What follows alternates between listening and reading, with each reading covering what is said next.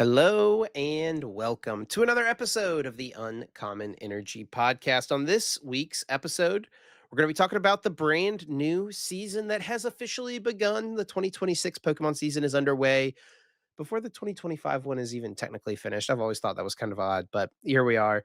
We will also talk about this past weekend's Singapore Masterball League, the final major tournament before the World Championships of the 2025 season.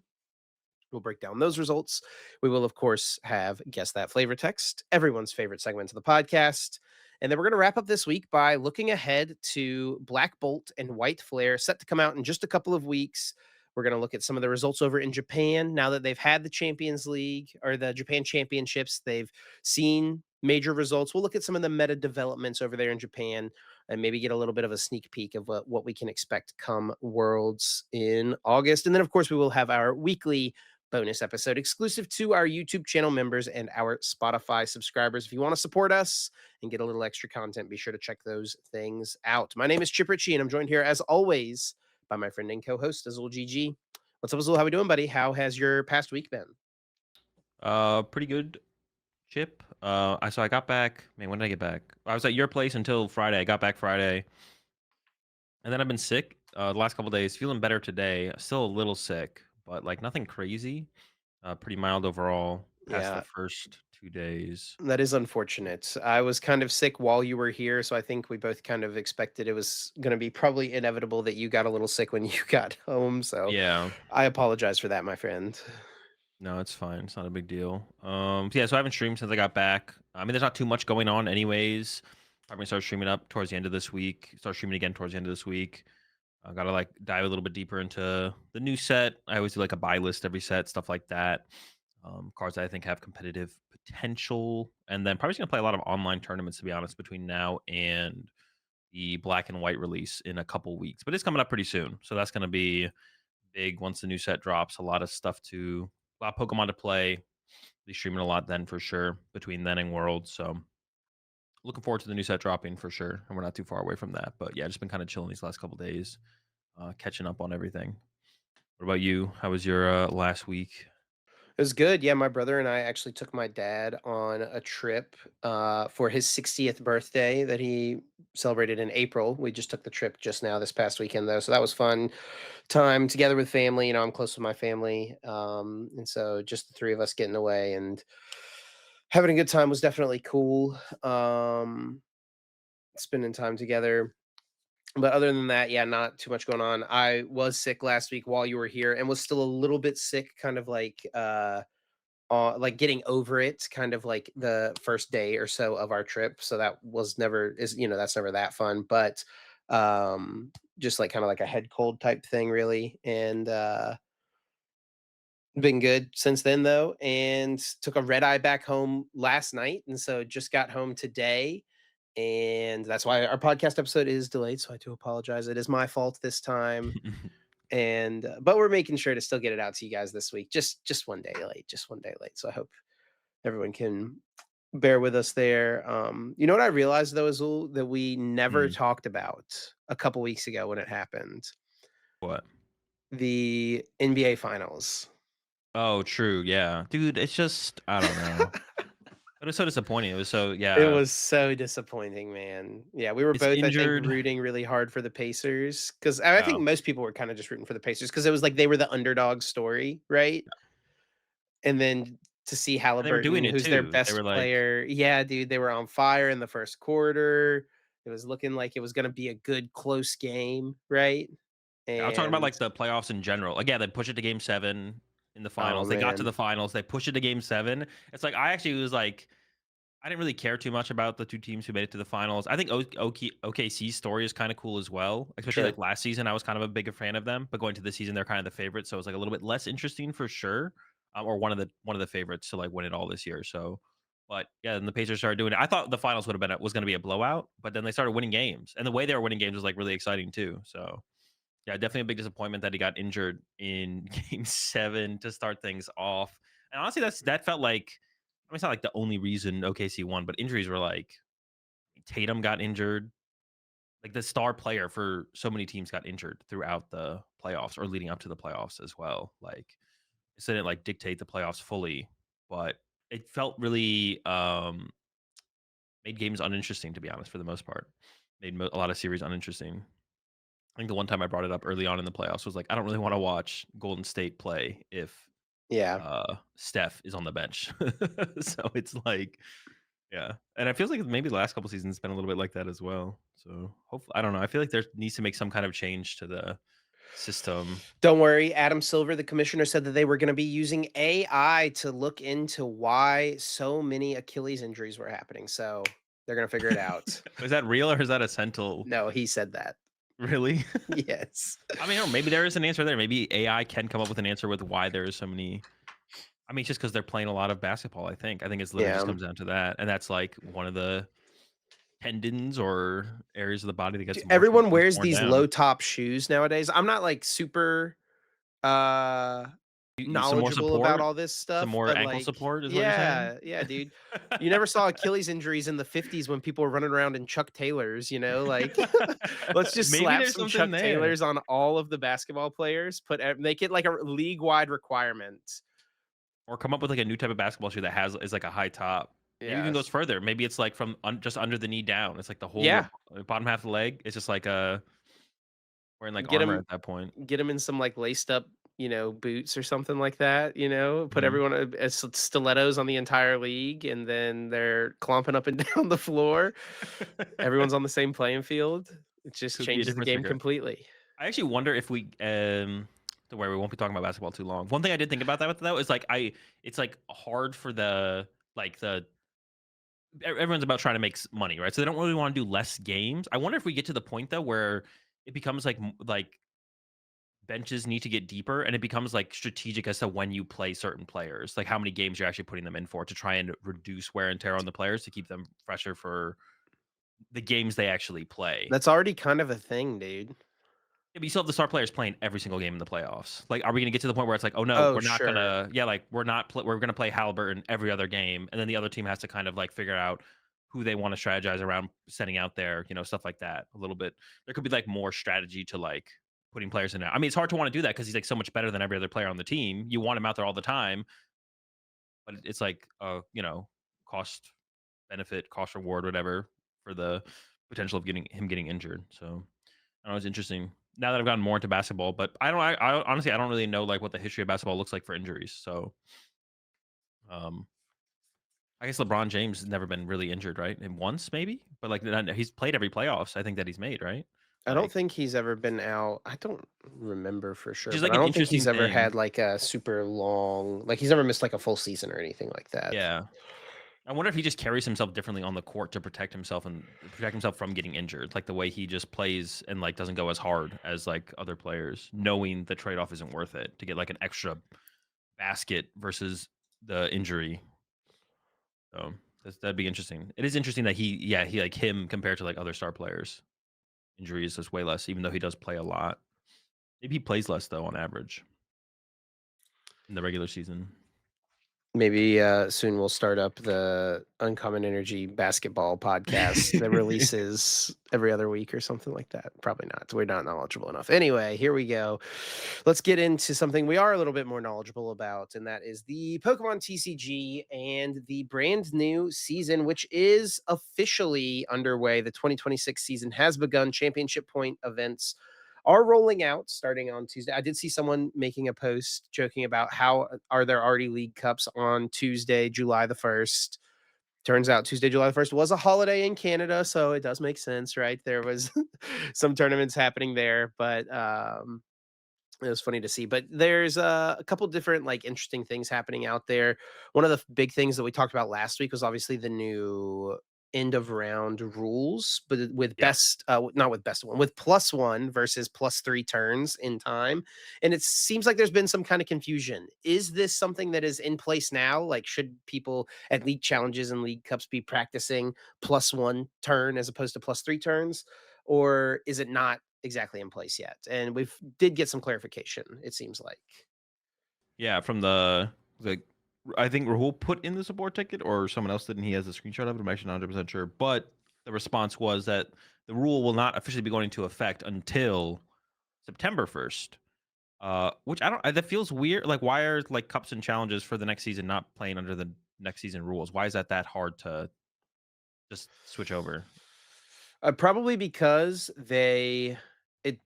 it the World Championships is going to be played with +3 turns, right? Yes. The same system of this whole season, and so they probably don't wanna update the rules document because, like, leagues and stores should follow what the rules document says to do with end of round procedures, right? Yeah. Sure. And they don't wanna update that and then have the World Championships not follow that. I guess. I don't know. It feels like it doesn't need to be that confusing though. Just make an official post on the Pokemon.com like they've done in the past with like other stuff. Just being like, hey, here's what's happening. Effective immediately or effective July 1st. Any cups and challenges, any tournaments being played towards the 2026 season will follow the was it +1 rule. The World Championships happening still in the 2025 season, and any other tournaments they could even like clarify any other tournaments that are happening in the 2025 season, even though there's none besides Worlds, will maintain the +3 rule at the end of time. It just feels like you can do both. Like I don't know, it feels weird um, that uh, they need to wait till after Worlds to like make the change over. I don't know. Seems weird. It definitely seems like they could have done both. So I'm not sure about that. And I think it makes the most sense to just switch it over to what's called as soon as possible as well, because that's what we're going to be playing in next Yeah. season. So But as it stands, if you're playing in any challenges or cups before Worlds, before September 1st, you still will be playing with +3 turns. yep. There may be some confusion there, but that is officially what's been said from Pokemon. Also, it was shared in the Professor Discord server as well. Also, if you have like a local store owner that has questions or anything like that, I actually don't know the best way to point people to the Professor Discord, but I don't know how you get uh, in there, but the Professor Discord is an open resource to professors and store, tournament organizers. So it's something that you should help point people to. And I think like uh I guess I shouldn't recommend this without having a good clear way for people to get into it, but if you, like, ask ask a judges in professor the you community, know. ask a professor in the community that you know, they should help you, get that store person in the right direction, and there's pretty much always someone online able to, like, help answer questions who's, like, knowledgeable about tournament proceedings and stuff like that, which are uh, common issues that come up at league cups and challenges, right? Yeah, yeah, definitely. Figure out a way to get in there if you're a professor. And yeah, it does seem like that is a great resource for any questions in the moment. I've heard about people like asking the like at locals. People will turn to the professor Discord sometimes for like answers, like from local tournaments, like a cup or a challenge or whatever. Right. Put a question in there. There's like I assume quite a few professors in there, so there's going to be someone always around with uh theoretically more knowledge, or there'll be there's a kind of like a community of information to pull from there for sure. So um, but yeah, that's been cleared up. I thought for some reason I feel like someone I feel like on the first day, or was it last week when they made the announcement of the changes? Yeah. Um, I swear there was someone who like there was like an official source that said that we're gonna stay with +3 because some people were apparently confused about +3 versus +1 for Worlds. Mhm. But I thought I saw someone make a post on the day one that +3 would be for Worlds. I guess maybe just my assumption because in the post it says like going into the 2026 season that it'll become +1. So maybe I just like read that. I was like, oh, so Worlds is gonna stay with +3. Maybe I just like made that assumption, but it definitely seemed like there was some confusion around that in general. But yeah, now it's been fully clarified. We know what's going on as we head towards Worlds and the new season, what we're going to be playing with. It still seems silly that we're not playing with +1 at local tournaments right now, though. As soon as July 1st hit, Right. it doesn't seem like it's that confusing. I feel like if they put it out in the right areas, like It's make sure someone almost more go ahead. confusing. Yeah. Like if you just make sure you make a post on Pokemon.com, make sure the correct Twitter accounts like play Pokemon and stuff, tweet it out. Uh, Pokemon TCG, retweet it, whatever. Make sure there's an official post in the professor Discord. Like it wouldn't be that hard. Like I don't think there would be a problem. It's like yeah, it's like you said, it's like almost just as confusing that we don't know than if we do know. And I think I actually saw some people post under this post from Rahul that they were playing with Yeah. they were playing with +1 at challenges and cups. because I think people were just assuming that's what they should do. Yeah, which So, is yeah, which yeah, like you said, it's created more confusion, or if not just as much confusion by not making it clear. But I guess one way or another, they didn't make it. I guess the one thing they did make clear is that like for the 2026 season, the change was happening, but they didn't say when. I guess officially. So it's definitely fair for people to assume it's like, oh, this tournament's for the 2026 season. I guess I'm playing with +1 now, which which seems like a reasonable way to handle things. But it's all cleared up now. all cleared up now.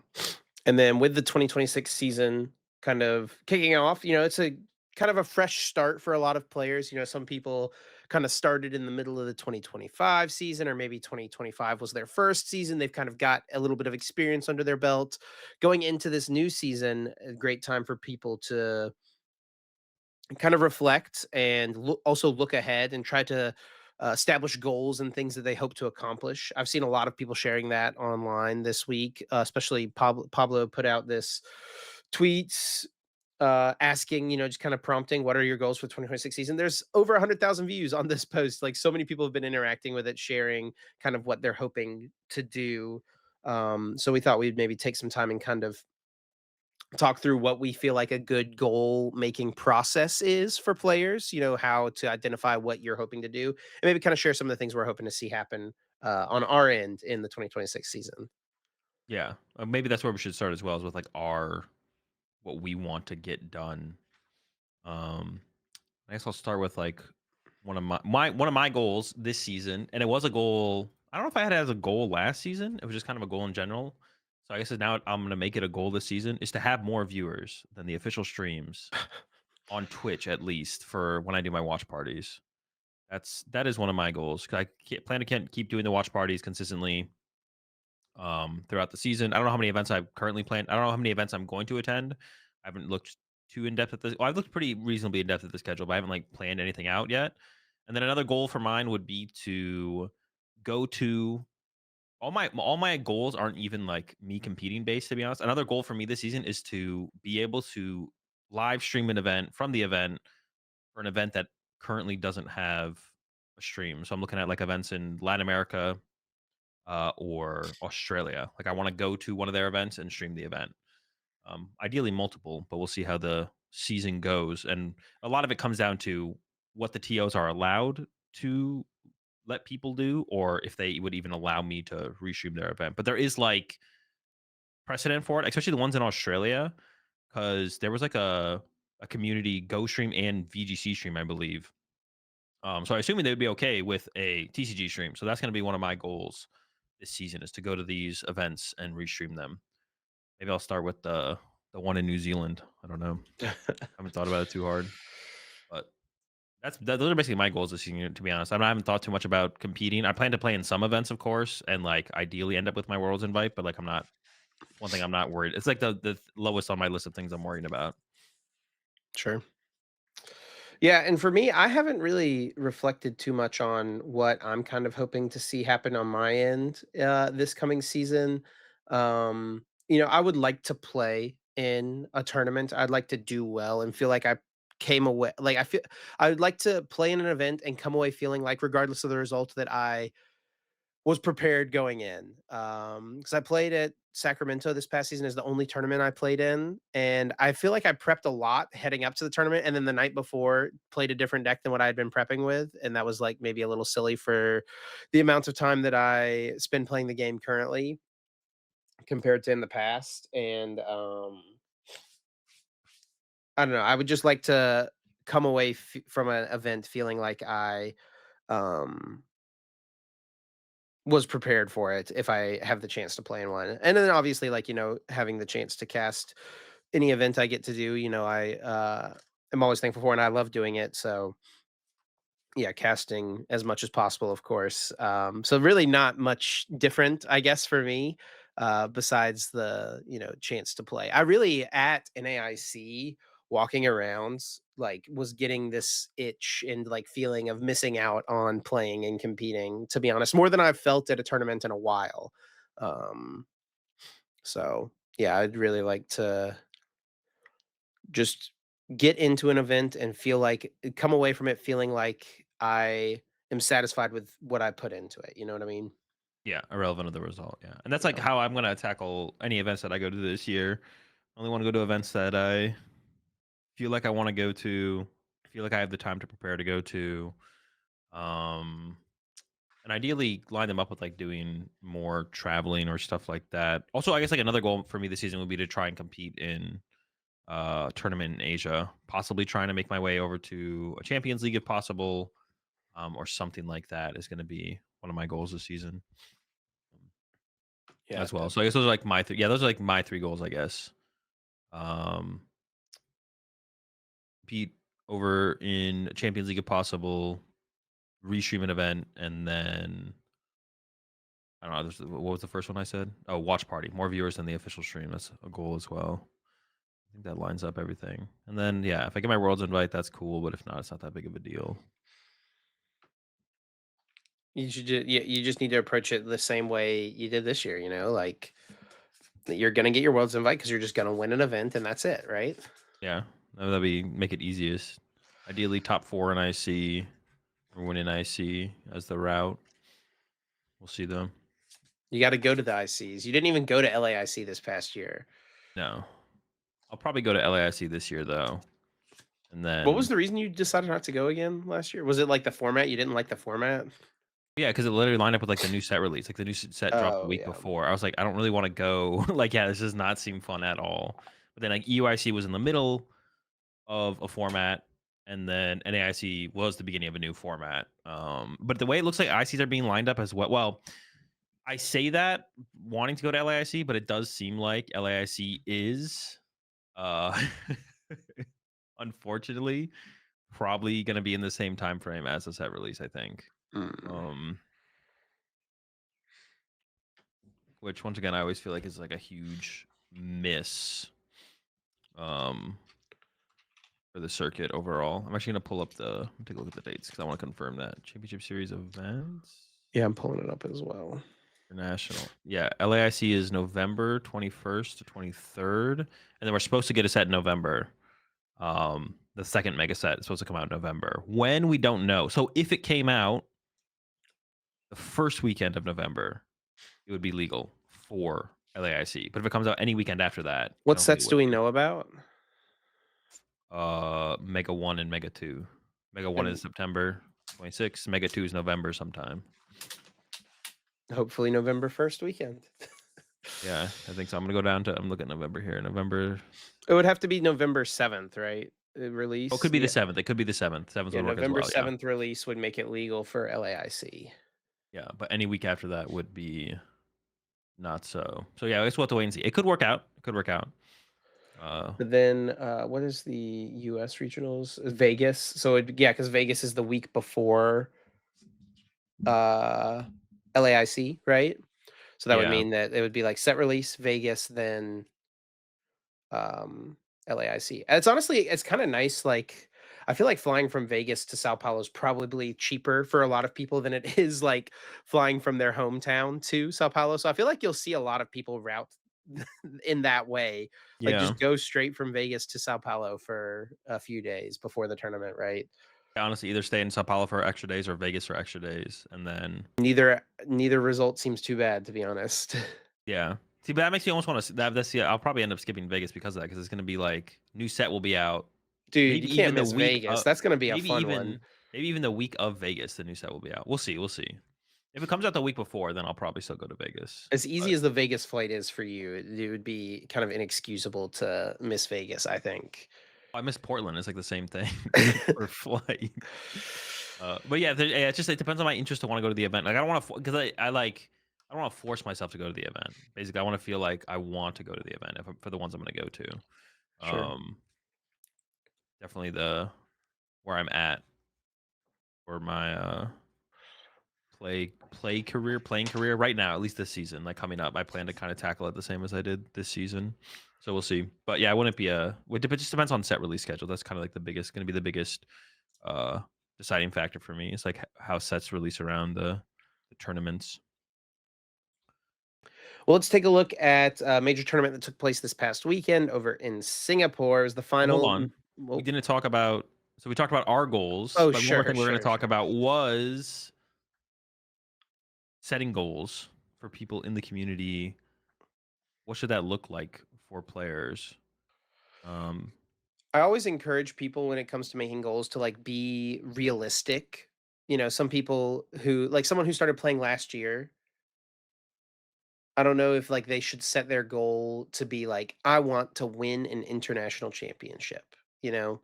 yeah, Now they could, right? But like I think like being more realistic with expectations. And then also like at the same time, a lot of people will have like goals of you know, I want to top X a certain event. I want to day 2 a certain event. And I think like those goals are fine too, but I think like it's important to set yourself up in the way of focusing more on your preparedness for events than the result of the event. That's yeah, kind of how I I feel about it. yeah, I agree for sure. But I think it is like hard to get into that mentality as well. I think it's like easier for us. And that's something I say when I like when people ask me these kind of questions. I'll be like, "Well, the thing you should just focus on is just getting better at the game. If your goal is to do better in the game." But I think for some people, it might just be my experience in the game, but I feel like I treat everything the same way in that aspect. But like, I guess like you can definitely make the. I think some people are just wired differently, and like having a goal to work around is makes it easier for them to tackle the process. Even if like getting better at Pokemon, technically like is there doesn't need to be an end goal. Like the best player in the world maybe has never been to a major tournament before, right? Theoretically, um, you don't need to win a major tournament to be the best player in the world, but not the community at large, you know, we're all going to call toward the best player in the world because he has the most success. But theoretically, the person who's best at deck building, best at playing Pokemon, maybe has never been to a major tournament before. It's possible. Um, but I feel like so sometimes like setting those goals can make it easier for people to go through the process of getting better. Um, but I think ideally, you do want to be in the mindset you were talking about, where it's just like just focus on improving, and then like the goal you should set for yourself is like post major tournament, post anything. Like once you play at a tournament, be like, okay, what can I do better next time to do better? Even if you like, if you go to a league cup, you go to your first league cup. Let's say you win the league cup, it's like, okay, what can I do better next time? You still want to, even if you won the tournament you went to, even if you went to an IC for the first time and won the IC, you still want to walk away from it. And if your plan is to still get better and continue to compete and compete at the highest level or compete better than you did last time, then you want to ask yourself, okay, what can I do better? Right. Because there's always more you can do. Um, the deck that won the tournament, maybe it doesn't mean it was technically the best deck. The player that won the tournament doesn't mean that they played better than other players in the tournament as well. Right. So there's always more you theoretically can do. There's like the ceiling is limitless or infinite. You're Yeah. never quite there. Yeah. So Um, more so like yeah, I think setting goals that are things that you can have full control over, right? Like you may not be able to have full control over making top 8 at a regionals, right? yeah. But you can have full control over how you prepared. You can have full control over how much time you commit to the game. So like setting a goal of I want to play X hours a day, something like that, right? To start with, even. Um, or setting a goal of I want to travel to X amount of league cups a quarter or X amount of regionals this season, stuff like that. Um, those are things that you fully have control over compared to like tournament finish. Yeah. I get asked that question all the time. I actually have like, so how many hours should I put in to prepare for this event? The answer is as many as you can. Um, but truly, the answer is very individualized because people have obligations, work, family, friends, whatever. Outside of just playing Pokemon, well, some people do. Some people maybe can spend all their time playing Pokemon. It's possible. So the question is just like how many high quality hours. And the thing is, you also want to get like when you're prepping, you also want like high quality prep hours. So like sometimes playing for 5 hours in a row or let's say 6 hours in a row is worse than playing like 3 hours in a row, then taking an hour break and then playing 2 hours, right? Like you don't want to like burn out in the moment while you're prepping, and then you're kind of just like kind of wasting time as opposed to maybe taking a break for an hour and then coming back and playing 2 more hours, whatever it might be. So as many high quality hours of preparation as possible is the answer.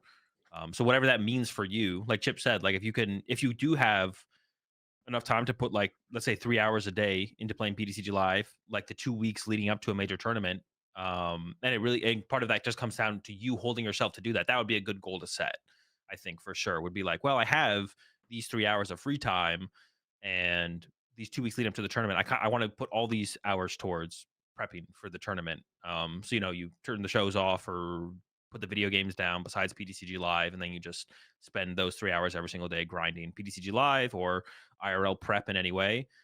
So that would be like a good goal to set. Um, yeah, like you could set the goal of top 80 on regional, or making day two if you haven't made, like, if you're just getting into your first season, you haven't made day two yet. But those things, like, truly at the end of the day, they don't matter. It really just, like, if you're trying to be better, the focus needs to just be getting better. Um, and that can be kind of hard for some people to, like, kind of grasp sometimes, I feel like. But if you just make that the goal, everything, I think, becomes a little bit, it makes it, it is simpler.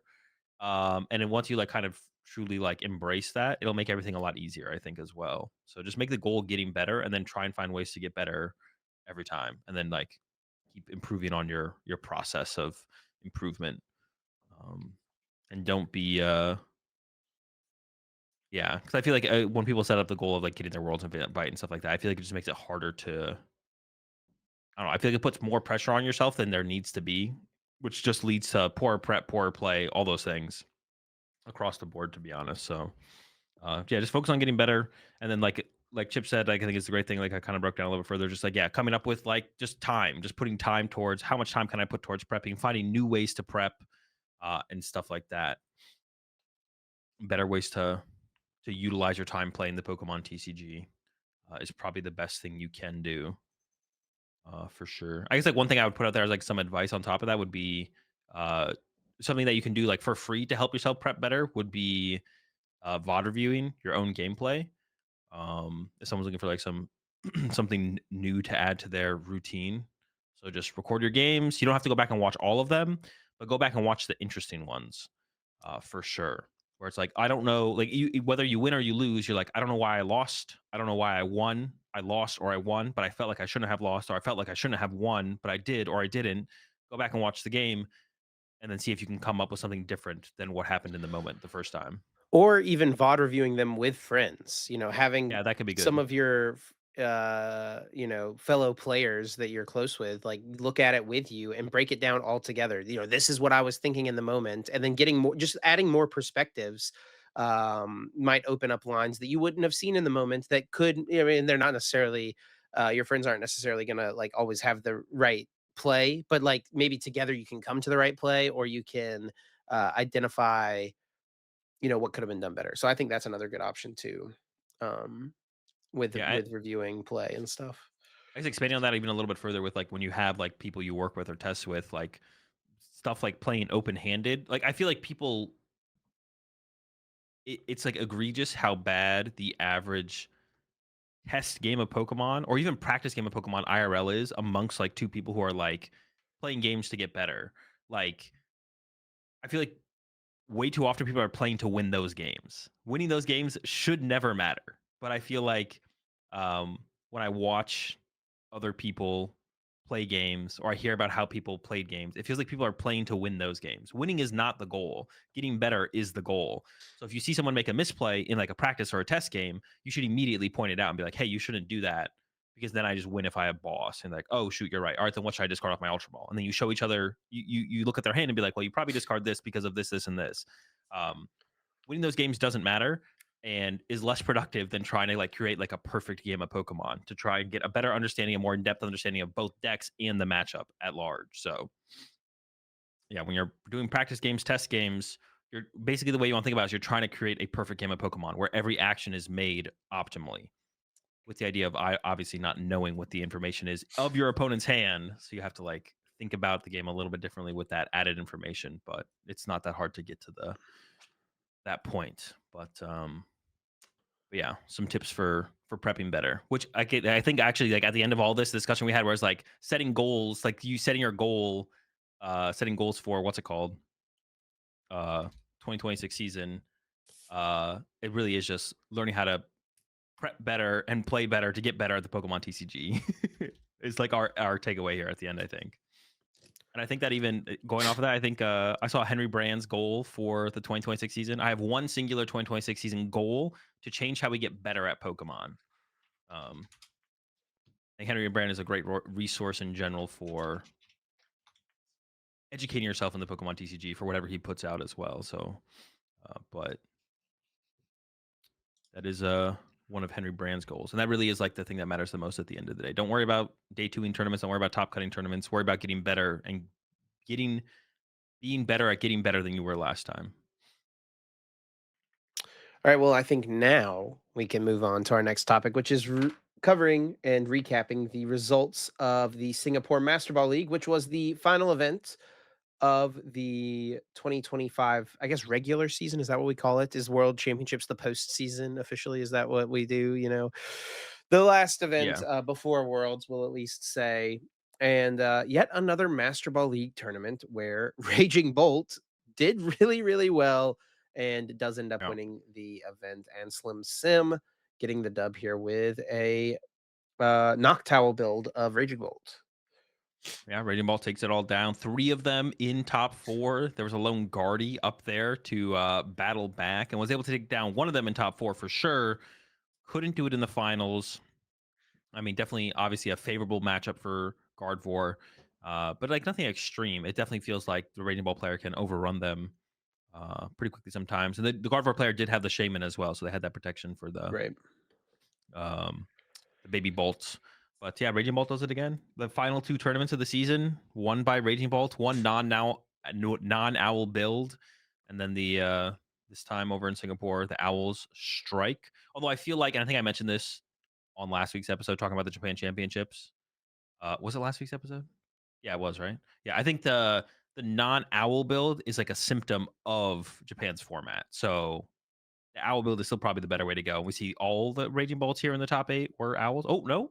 No, this one Non-owl is snuck in a there. non-owl build, but yeah, the top 4 all are owl builds. I feel like This one in top 8, not playing the Ditto feels criminal. The Ditto is so good for the mirror match. It's like how you slow down the mirror when they go first, so they don't get the first two prize they all knockout. had Ditto. Oh, they all well, except for the non-owl build. No, the non-owl build has Ditto too, bro. I just not see it. He's right there. Look at that guy. Oh, not Ditto. My bad. Badoo. Oh, okay. But Ditto.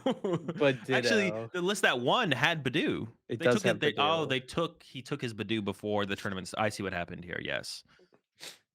Yeah, Honestly, I don't so actually hate the Badoo in in the the owl owl build build. as well. Yeah, because it's like for the mirror match, it allows you to get the first two prize knockout. That's kind of cool, actually. Yeah, and no iron leaves in this build either. Yeah, or Turo actually. So no way to deal with Maractus, but I don't know. It doesn't feel like Maractus is like hugely popular. Yeah, less of that. And there's a couple Polts up here, and there are Dustnor builds of Polt, so less likely to see the Maractus for sure. Yeah, A Polt Zard, and then a couple Grimmsnarls up here as well. I think Grim showed up. Oh, the Rockets Venture Bomb Dude, you are in there. obsessed. Well, I don't think it's good. I wouldn't play it in here. I don't like it in this build.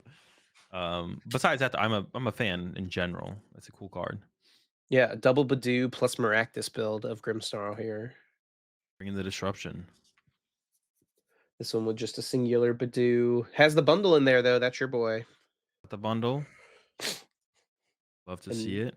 we got a Polt Zard as well, rounding out the top 8, it looks like. Yeah, nothing crazy in this build either. Actually, this might even it's pretty close to like the list that was being played. Um Makani and Mhm. Ryan played at NAIC Rowan build or the Jackson Ford build, I should say. I think Jackson gets most of the credit there. And we got to point out and give a shout out to the Great Tusk here in the top 32. The lightning energy. What does this Rotom do? What is this one? Energy short, 20, or I guess it's the first attack here. You discard all item cards and tool cards from your opponent's hand. Get rid of the switches, I guess. Also gives you some intel. Countercatcher gemstone. Energy short. Maybe don't gemstone it, but Maractus, yeah, Maractus in there as well. Always be for like the end neutralization games. zone.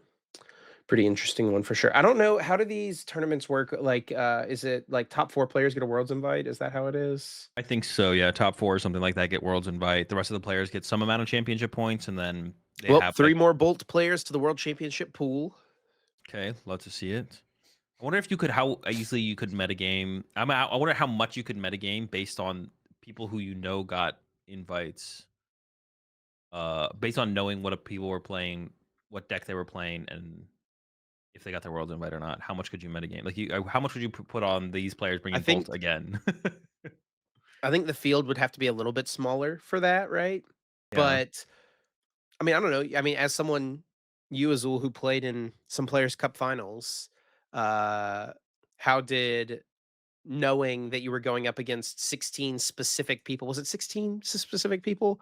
Something like that in the final? Oh, the players cut. I didn't think about it at all, to be honest. I was like Yeah. worried about my deck. Yeah. But that could, I think that's like that's the time to metagame specific, like, look at what people have been playing, right? You know Yeah. what they're playing more than likely for the final tournament when there's only 16 of them. The Players' Cup was weird though because I think it spanned across two formats. Um, Like the finals was played in a yeah, different format than yeah. Like Urshifu was not legal for the play-in, but then Urshifu became legal for the top cut segment, and Urshifu was obviously the choice. You had to go with the Ursh. beat everything. Uh, most things. I think the ADP's Asian matchup was unfavorable. I remember I must have beat. Uh, yeah, this is who I must have beat in the lower bracket who was playing ADP. They had to have drawn egregiously bad because there was like situations where I was like, well, I lose, and then they just didn't have anything. I was like, oh, okay, sure, but they needed like anything. So yeah, I'm not sure. Yeah, ended up with the everything Urshifu deck. Why did I play the Giratina? What was that for? Their weakness energy in the format? Uh, Dragapult? No, Dragapult wasn't even played, I guess. Heat energy and Heat Fire Energy. there had Oh, to be a Aurora reason. Energy builds of ADP Zasha, maybe? Maybe. Was there special, it would maybe good against Eternatus? There was weakness guard in there. Yeah. Yeah, it I guess must I have can't. been that, yeah. Yeah, maybe that was the reason. A couple weakness. What the heck? Yeah, that must have been but that must have been the reason. They're dealing with the weakness guard energy. I remember. Throwbacks. That all of those tournaments, like that COVID time frame of Pokemon just feels like such a blur. Like, Yeah. I can't even really remember what those metas looked like. Yeah, me either. I wish I had taken them a little bit more seriously. I was pretty lax, except for once I made the cut. I kind of locked in a little bit more, but I wish I'd taken the rest of them a little bit more seriously, to be honest. Something to do at the time. I will say Was it? that this Go ahead. Players Cup 3 finals, I don't did we talk about this recently on the podcast? I'm sorry if we did, but this was one of the worst things I've ever had to commentate Yeah. in my life was you versus David because the matchup is so good for you and you came from the losers bracket and for some reason they decided to make it best of 5, bracket reset, best of 5 again. So we just had to sit there and commentate through you winning what set 6 games in a row. 6 games in a row. Oh my gosh, man. I think did you actually you might have lost a game. You got donked or Yeah. something. I don't remember for sure. Did you just sweep 6-0. 6 Yeah. 3-0 3-0 something like that? Mhm. Yeah, that was just 2 hours of scrambling to find something to talk about because every game was playing out the exact same way. You had to feel bad for David. There's just nothing he could do. Nope. Had the Mewtwo's, but you had the Mimikyu. Like there was just nothing happening.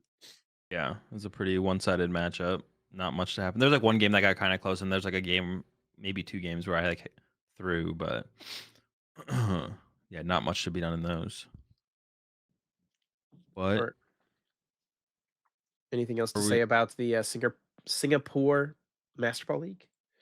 No, I don't think so. It's cool to see. I guess the one thing is, it's cool to see these events, um, non-Japanese events over in Asia get more coverage. Um, More people like looking at them, the information getting out there a little bit more.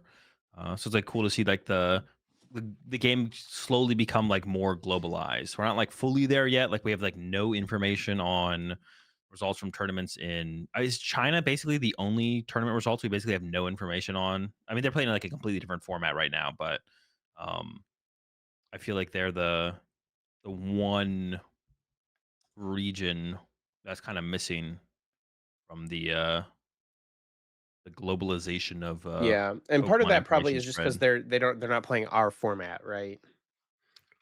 Yeah, for sure. They're getting close though. I feel like this, if not by the end of this next season or in the middle or something, they're going to be caught up. They have to be super close.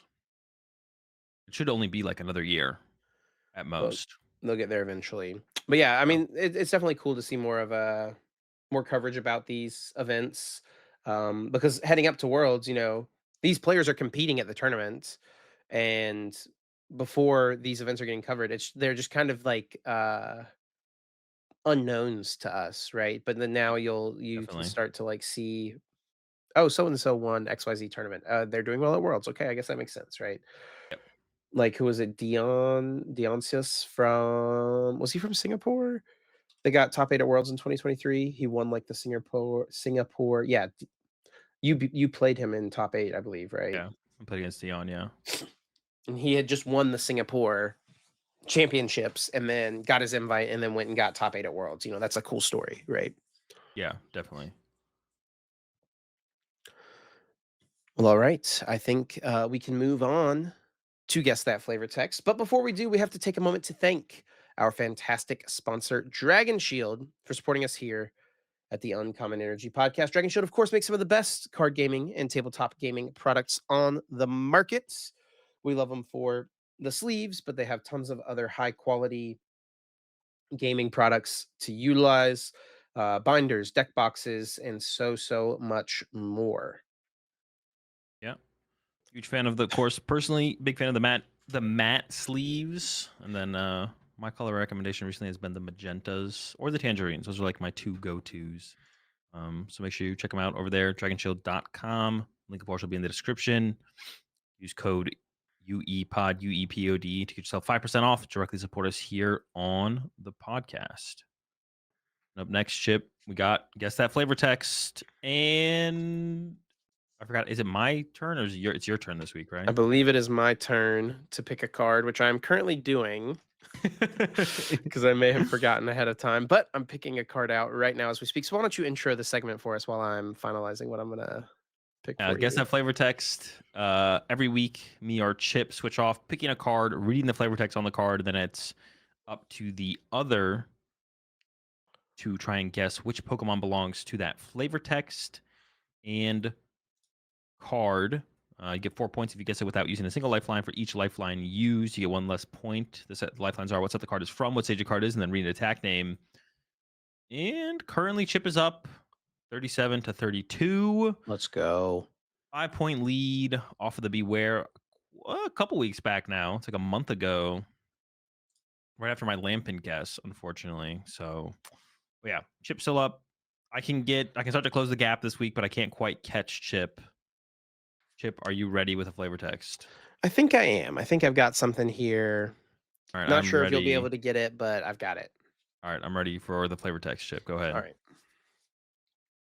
It lets out billows of steam and disappears into the dense fog. It's said to live in mountains where humans do not tread. I mean Volcanion sounds like Volcanion, but all right, read it to me one more time. It lets out billows of steam and disappears into the dense fog. It's said to live in mountains where humans do not tread. I mean, I could see Volcanion also living in mountains, but I feel like it's not retreating to the dense fog. But maybe I guess we'll start with a lifeline here. What stage is the card? It is a basic. I mean, I could just guess Volcanion. All right, let's go with an attack name. Dual pump. Okay, I don't think it's Volcanion. So it's like a water. Well, is it Volcanion? Dual pump. I don't think so. I don't think it's Volcanion. Um, it's a basic It is a basic. dual pump. There are water Volcanions. It is a water type and a fire type. All right, what set is the card from? What's these all It lifelines? It is from Shining Legends. There is a water volcano in Shiny Legend, or there's like a shiny water volcano. I'm just gonna go with Volcanion. Locking it in. Yeah. Azul locks in the Volcanion, and he is correct. It is not only Volcanion, it is Hmm. Shining Volcanion. Volcanion. Do I have to guess the Shining? No, no, I it kinda did. counts. Yeah, okay. Man, I could have gotten just 4 if I just said Volcanion. Dude, this is what I get. I'm very glad to get away from this week with just 1 point after you immediately said the Pokemon's name. And this is what I get for not having picked the card out before the episode and having to scramble to pick one while we're reading the Dragon Shield ad read. Yeah. I guess, like, the thing that threw me off the most was just, like, why is Volcanion retreating to this team? It seems like a Pokemon that would fight, like, I don't know. That felt a little bit off. It's like a mysterious Um, mythical Pokemon, you know. yeah, I guess. Sure, sure, sure. I don't know. I guess that makes sense. Well, I get my 1 point, and I'm in. I thought that whenever you were about to get it, you were, like, locked in on Volcanion. I had to give you the dual pump as the attack, and I thought there was a chance that would throw you off, and you would be thinking of it really in just the fire type lens, but I think if you you gave me circled back pretty quick to I think if you gave me Quad Smash, I would have been more confused, to be honest. Because Dual Pump, I'm like, I know there's water volcanoes. I've seen those. Quad Smash, I have no clue what that means. Like, that's like, I was like, yeah, I guess it could be volcano. I know there's water volcanoes out there in the card game. And I know it is like a water fire type or whatever. So like, I guess it makes sense. Sure. I had nothing else to go off of. I don't know if I could have worked with quads. I mean, I guess maybe Quad Smash would have still just let me to guess volcano, to be honest. do you know that shiny Volcanion has never existed in the video games? Really? Mhm. Doesn't every Pokemon have a shining? Do they just haven't put it in a video game yet? The mythical Pokemon, most of the time, they are special release Pokemon, like, you can only get them by distribution, and most of the time, those distributions are not able to be shiny. Hmm. But all right, so like, does Shiny Volcanion exist in the video game lore? No. Like, Oh, oh, in video game lore? like, is this canon? Is Shiny Volcanion canon? I mean, it's in the trading card game. Yeah, but Yeah, I I'm mean, just I saying. think, like, it's gotta exist in some way. I don't know, the mythical Pokemon stuff is weird because I think usually there's only one of them in lore. Hmm. There's, like, difference between, like, the anime and Well, the isn't card I don't Mew? know. Is it Mew mythical? Is Mew mythical as well? Mew is a mythical, but I think Isn't there's there a Shining multiple Mew? there is shiny Mew that Okay. exists. Like, you can get some of these Pokemon as shiny in the video games, and there's been distributions for them in the past. And then there's also ways to get like Meloetta is a mythical Pokemon, and I think it was for the first time made it possible to get shiny Meloetta if you like fill out Pokemon Home completely with the Blueberry Pokedex from the DLC in Scarlet and Violet, you can get a shiny Meloetta. I think that's what it is, something like that. But shiny Volcanion has never existed in the video games. Hmm. Interesting. Well, this is just a TCG exclusive. TCG exclusive Volcanion. There's not been that many Volcanion or no, I feel like there actually for a Pokemon that's not that old and is a mythical, I feel like there has been kind of a lot of Volcanion cards. Only, like, a couple good ones. Well, this Yeah, guy's had a there's lot of nothing. cards. I guess Just there's kind of been with some some. decent ones, like, I mean, this card's, like, not bad, right? There's uses for it and, like, that Terapagos deck that came Yeah. up, right? There's been like 3 good volcanoes total, I think. Right? The Flare EX. Starter, Volcanion Prism Star is pretty good. Oh, true. Or maybe 4 then. Yeah, so 4. Oh, Flare Starter. Oh, Flare Starter. I forgot that was a Volcanion. Yeah, so 5?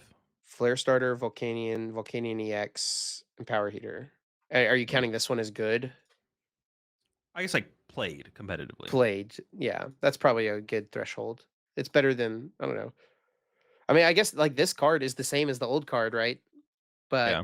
it's just not good because there's no what made the old one good was the steam up, right? You could hit for more damage.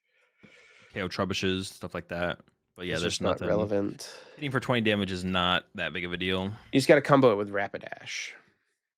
Nope. Actually, that is the combo, though, I guess. Well, I guess, Yeah, what are you setting up? The Rapidash? yeah, get in there with the Rapidash. This guy. Oh wait, no, it's not even legal anymore. This card definitely had potential, but it just never It's a came stage one. around. It was gonna be hard. Yeah. It's a stage one. 30 more damage, though? That's, like, pretty good. I don't know. Yeah, it just never came around.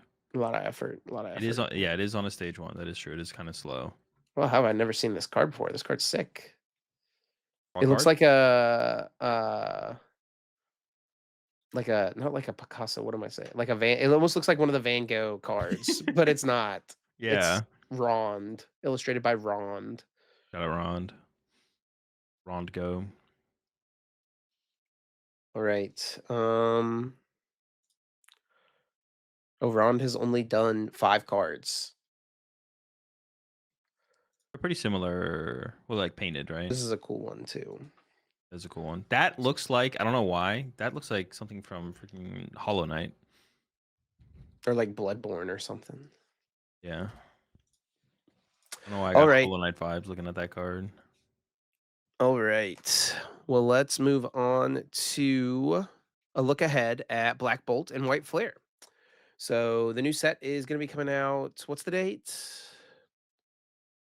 When does it come out? July. It's like this. It's like 2 weeks, right? 2 weeks at 18th. Well, it comes out on PTC July on the 17th. 2 Official weeks release from date is the today, 18th. the day that you're listening to this. Yeah, Well, if you're listening to it the day it comes out, at least. the day Um, this releases.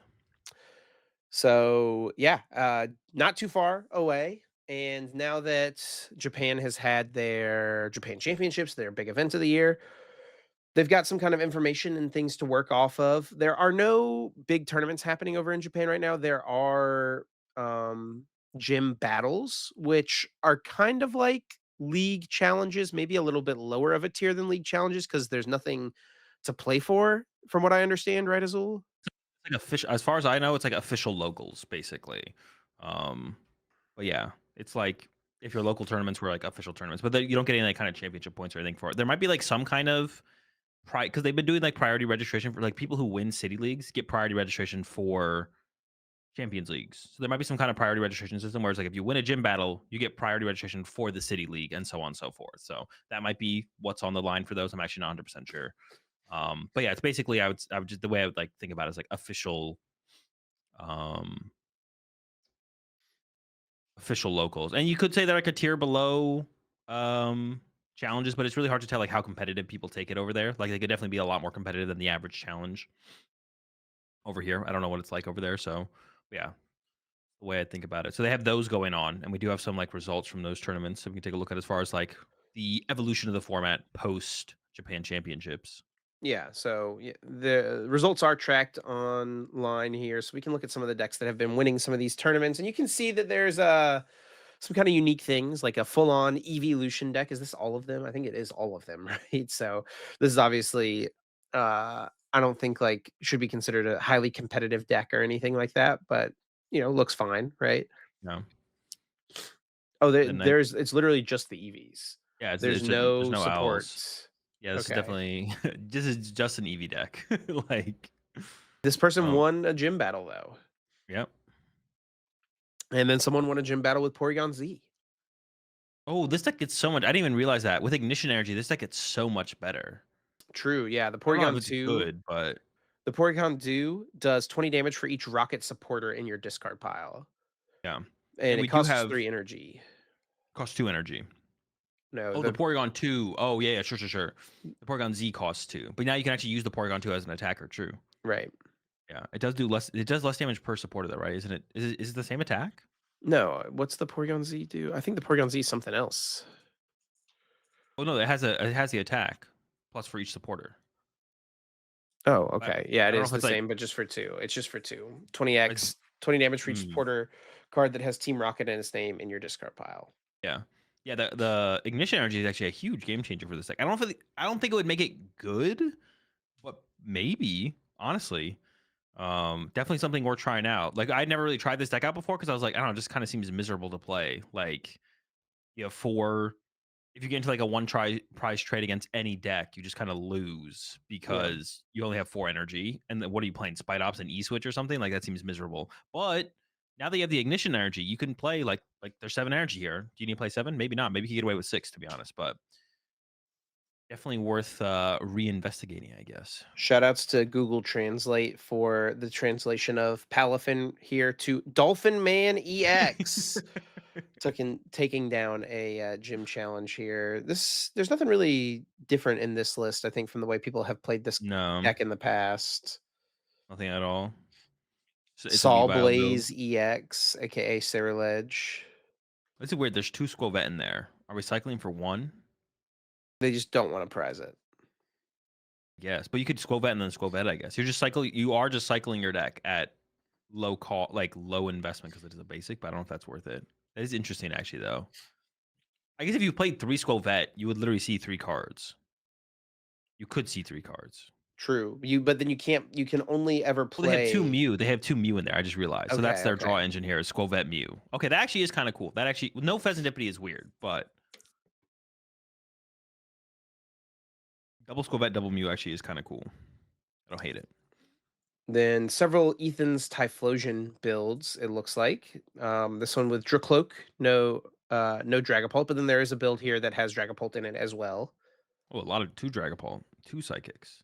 Yeah, and the big boost obviously for these decks is the Silver Bangle, Brave which you Bengal. see Brave Bangle, which you see in all of them. And yeah, I'm really excited for Typhlosion. I wanted to see better results from it at Japan Championships. Didn't do very well at all. Um, I could still see like the Grimmsnarl matchup, maybe the Guardian matchup being too tough for the deck to work, but I'm still holding out hope for sure. Definitely holding out hope. Big fan. You also get to play the secret box again now because I feel like before you had to kind of play the maximum belt, you're kind of forced into it. But now you can go back to the secret box, which is cool. This is another one I know you're very much looking forward to. Golden Go EX with the Genesect. Yeah, actually, that build right there has Togekiss. I actually could see that being good again because of how much more consistent the deck is. With Genesect, you actually might be able to take. You might actually. The problem with Togekiss in current builds of Golden Go and why it kind of fell off is because it was too hard to set it up consistently. When you had Pokestops, it was actually like doable. Even at the end of that format though, where we had Pokestop and Radiant Greninja, it didn't end up being the most popular way to play the deck. So theoretically, not the best way to play the deck, but the deck gets a lot more consistent and aggressively consistent. So maybe Togekiss makes its way back in there as the best way to play the deck. No surprise to see Dragapult, or not Dragapult, Raging Raging Bolt Ball. continuing to do decently. Nothing special really in that list. Dragapult here with the Dusknor. They've got the Tatsugiri in here. They've got the Hilda. Is that her name, right? Hilda? Is Something that like that, this yeah. person? Yeah, Hilda. Or is Searches that for actually might be a different one. I think it is Hilda. Okay, search for a evolution Pokemon and an energy card. Yeah, which is like pretty big for specifically for Neo Upper, but also just finding energy throughout the game. It finds Dracloak, I think is like that's like where it's like this energy is so high here. Energy return and a Dracloak. For the way Dragapult operates as a deck, like that's pretty good value, to be honest. Maybe slightly better than Brock Scouting in this type of deck because that seems like it's what it's taking the place of. I mean, this build's interesting because it is an Arven TM Evo build. There's 2 TM Evo in that build with 4 Arven. So I'm not sure. Like, you definitely wouldn't play. Like, Brock Scouting, you lose a lot of value once you have the TM Evos in there. So all of a sudden, Right. something like Hilda becomes better. And also, when you have the Arvens to find your Poffins, yeah. And here's a build that does still have the Brock Scouting. Yeah. Another Dusknoir build as well. Yep. So, like, this build, I could feel like there could be an argument for maybe like 1 Hilda, 1 Brox or something like that. I could see that being okay. I think it's kind of hard to play a split of those type of supporters though, because you can't really find them. Like Yeah, but just to increase your they do odds different a little bit. things and they're both good things, right? But I feel like the consistency of having one over the other is outweighs, like the potential like I would say what on if average it does, but it just depends on what I increases mean your win it's rate, right? you're gonna feel real silly when you're getting Badoo locked and you have no way to get your Dreepies into play and you're looking at this stupid Hildas in your hand that can go find you a Dracloak, but Yeah, obviously, yeah. That like you just have to be one of those things you have to test it and figure out which one seems better. I guess like the value Brox does have like value outside of just because it can like find like combos of like your basics as well, like your Ursaluna, your Latias, your Fez, even your Monkey Dory this looks can get like involved off the Brox. almost towards 60 from an AIC. Yeah, there's an air balloon in there, and there's 9. Did Tord play 9 energy actually? Tord maybe play 9 He did energy. play 9 energy, yes. Okay. It's like -1 boss, +1 air balloon, it looks like. Yeah, and then also has the shaman in here, which Tor didn't have. Yeah.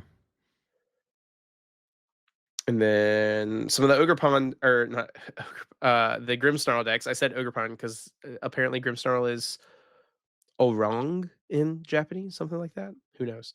Marnie's Orang, Marnie's Grimmsnarl. Here it is. Yeah, nothing crazy. So they got the Ursaluna in there. We've seen the Tatsugiri pop up a lot more post Japan Championships. A lot of good players were playing the Tatsu. And I think this is going to be the big thing to track kind of going into Worlds is what did the Gardevoir decks look like? Because there's two really good ways to play Gardevoir now. There's just kind of regular, straightforward Gardevoir, Monkey Dory, the stuff we're used to seeing, right? And now there is the Jellicent being put into the Yeah. mix, which is definitely proving to be a pretty strong card coming out of Black and White. Yeah, you get like a lot of powerful lines to take. You kind of like the only thing you really lose out on is honestly like the big one hit from Drifloon, but you try and control the two prizers in different ways with the Jellicent plus TM Devo combo. Um, and then besides that, like people are adding like the Klefki in there to kind of win against the Monkey Dory war. Is you just like use your Monkey Dories, push up Klefki into the active, pass, use your Monkey Dories again, stuff like that. So that's kind of cute.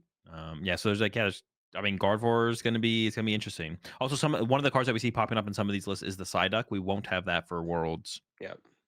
so um, yeah, that's This gonna be list like the has one big a difference. bundle in it, which is pretty interesting. Bundle is a way you can get Jellicent out of the active, which is Yeah, kind of cool. bundle no counter catcher is interesting. Mm. No counter catcher at all.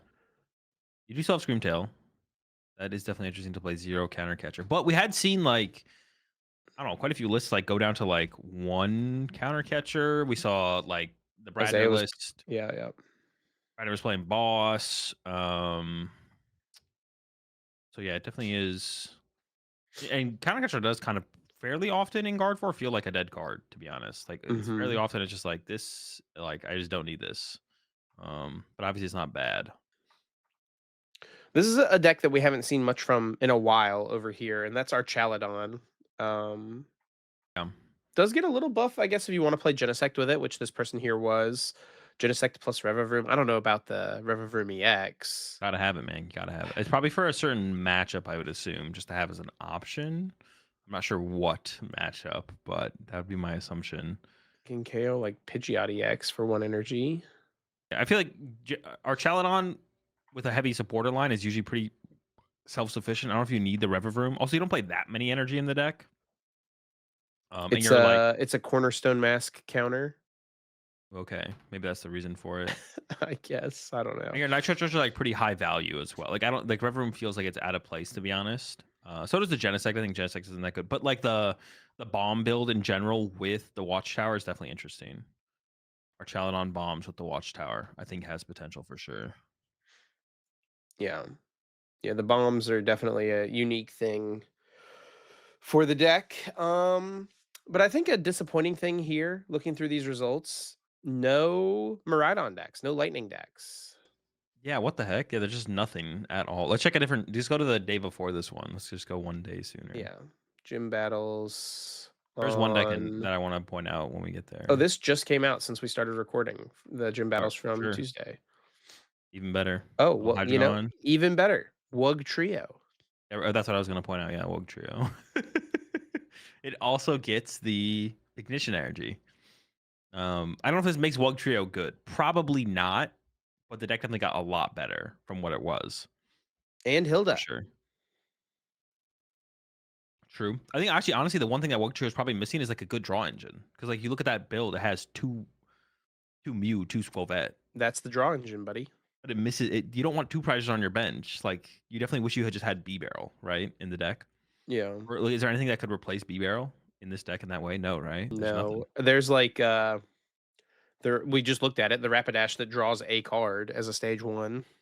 Maybe Cloak is the best way to go. Cloak is probably better than that, yeah. Yeah. Oh, maybe there's something for Wog Trio though. Like it mills. It'll. I don't know. It's like different than the Great Tusk. I feel like it's more consistent. The Great Tusk has like weird openings fairly often. Yeah.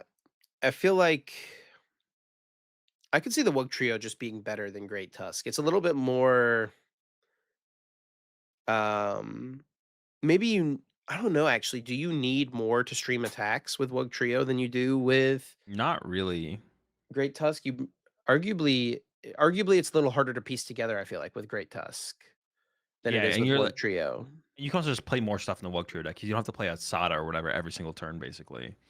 Um, So it looks like even on this day, a mix between for the Gardevoir decks there, Jellicent, no Jellicent. I don't know how much brain power you've committed to thinking about the World Championships format yet, but I mean, I think Very that's where a lot much. of people are kind of already at, right? Yeah.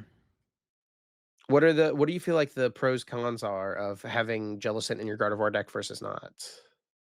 Um, uh, like the only con would be like, or the con is like consistency, right? You're adding another stage one to the deck, but it makes TM Evo a lot stronger in the deck as well. You have like more to get off of your TM Evo, more situations you can play through with your TM Evo. Actually, I'm kind of surprised to see the Jellicent builds only be playing one TM Evo when it seems like such a strong card to include in the TM Evo builds. And then, yeah, you don't play Braver Charms and Drifloons. So you lose out on like the big one hit KO potential, whether that be through Screamtail or the Drifloon. Also, you miss out on just like kind of like that, like, sometimes you Braver Charm a Monkey Dory and it's like really good in situations, stuff like that, right? You lose out on like the HP boost for your basic Pokemon can be good outside of just using Screamtail for higher numbers and the Drifloon. But that only really matters um in like the stage 2 matchups, but that you're controlling the stage 2 matchups with TM Diva plus Jellicent now, which I don't know, just really cool games play out through that, to be honest. And Jellicent's really good against Golden Go. It's really good against Raging Bolt. Like, yeah, Jellicent's just like a really, really cool addition. Adds more, I think it just adds more depth to the Guard 4 deck than playing Drifloon Bravery Charm. And you don't actually, I'm sure your matchup spread does change, become worse and better in certain ways, but you don't actually like, all of a sudden just like losing to anything. You just beat them differently now. So I think the Jellicent just seems like the better way to play the deck, but um, obviously I haven't thought about that hard, and I played 0 games with it, so I don't have like that strong of an opinion. But it's definitely the cooler way to play the deck for sure, And yet another day with no Miraidon. dude. That's yeah. Where is the like any kind of electric deck? Let's keep scrolling Here we until found we. one. There we go. And I was like, until we find one, let's keep scrolling. That is kind of sad, to be honest, that it took us that long to find one.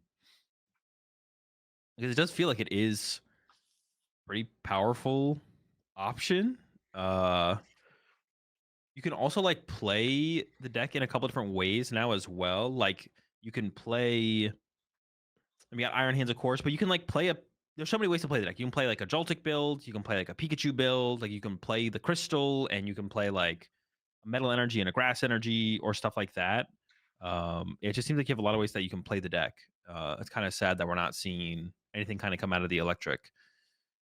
Or too much come out of it. We do see a build here, which is kind of cool. There's another build under it there as well. One with 2 electric and the Magneton. I do like the idea of playing Magneton and electric in the same deck because you still want to kind of force your opponent onto the odd prize card. I feel like it's like the power. You don't really like even if you play electric, you're not really losing the power of Magneton basically. Um, unless like an eel gets KO'd early and then you just don't commit to the Magneton, stuff like that. So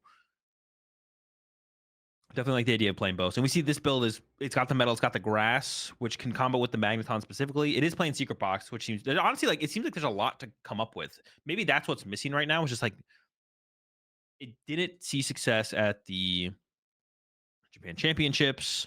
So maybe people haven't like really written it off yet, but it was also something like really new to try and investigate and figure out how it's best to play it. So maybe we're just not there yet. Maybe people are still trying to figure out what is the best way to play the electric deck, or maybe it just isn't that good. That is also possible. But I'm still holding out hope. I think in the like electric feels like one of those cards where even if it's not good now, if they give us like a level ball reprint or something down the line, or just like something I could definitely see have its moment still. We can hold out hope for it for sure, even if this format is not its time. Yeah. I don't Yeah, think it'll we'll. be around for a while, so who knows what comes out in the future. What other lightning types anytime a card like that exists, every single lightning type that comes out, you get to kind of look at through the lens of, oh, you can play this with this card. It was Yep. like that for a long time with Magma Basin and any fire type that came out. You can instantly think about it with Magma Basin, right? Yeah, and we'll have that reoccurring. Another card that has seen zero play from what I've seen is Embor, but I think that makes more sense. I can't even name a good fire attacker right now, so Right. Sarah um, Ledge, buddy, and you need one energy. yeah, the best fire attacker needs a single energy. Yeah. Like, there's a lot of good lightning attackers, right? Like the new Zekrom that just came out. Iron Hands is obviously the big one. Pikachu, so on and so forth. So expect more from it in the future. Well, that's just like a quick look at Blackbolt White Flare. In the coming weeks, we're probably gonna do like a top 10 breakdown of like our 10 favorite cards from the set and look at from a competitive lens, like what we think the best 10 cards are. Um Maybe we'll talk more, Azul and I, A little about more in like how we depth. want to approach it, whether it'll be like just in the current format, maybe future competitive potential even, but um that's something to look forward to. And yeah, we're looking forward to getting our hands on the new set. Always an exciting time, right? And you got anything else you want to say about Black Bolt White Flare? No, I think that's it from me for now. But yeah, we'll go a little bit more in depth on the set in a future episode coming up soon. Because yeah, the set comes out basically 2 weeks from now. Yep. 2 weeks and 2 days. 2 weeks and a day. Well, with that, Azul, I think that is going to do it for our episode this week. We are going to get over to our bonus episode exclusive to the YouTube channel members and Spotify subscribers. So, in the meantime, we got to say thanks to everyone for listening, as always. And if you did enjoy, be sure to leave us a like, review, rating, comment, subscribe, all those things. Helps us out a bunch, lets us know you're enjoying the content, what we're putting out over here, and helps more people to discover it as well. We should have a new video coming out on the second Uncommon Energy channel, I think tomorrow, the day that, if you're watching this episode, the day it comes out. So, be sure to check that out. Very much looking forward to that one coming out for everyone. And if you want to stay up to date with myself and Azul, you can follow us over on Twitter. You can follow myself at Chip Ritchie, Azul at Azul underscore GG. And you can follow the podcast at Uncommon underscore Energy. Yeah, appreciate the support as always, and we'll catch y'all back on our normal schedule Yep. next week, Wednesday morning, 7 a.m.